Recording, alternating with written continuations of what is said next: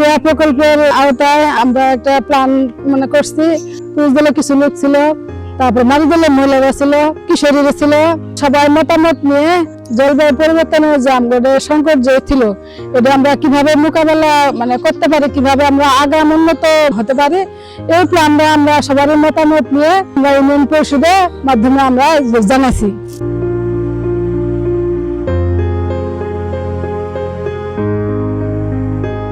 আমরা আমাদের প্ল্যানে 15টা প্রস্তাব ওদের কাছে দিছি।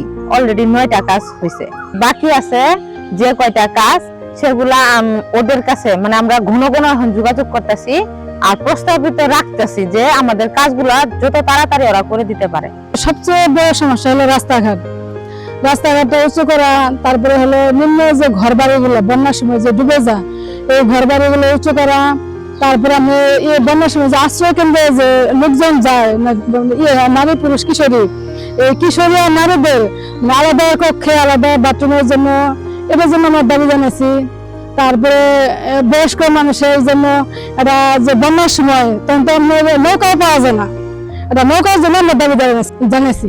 রাস্তা মাটি কাটা উঁচা করছে, যে ওই পাশে এক রাস্তায় পাকাও করে দিছে, এটা আমরা সফল হয়েছি। তারপরে ওদের কাছে আমরা বলছিলাম যে উঁচু করে টিউবওয়েল দেওয়া, যাতে বন্যার সময় আমরা নিরাপদ পানি খাইতে পারি। ওরা এটাও আমাদের বাস্তবায়ন করে দিছে।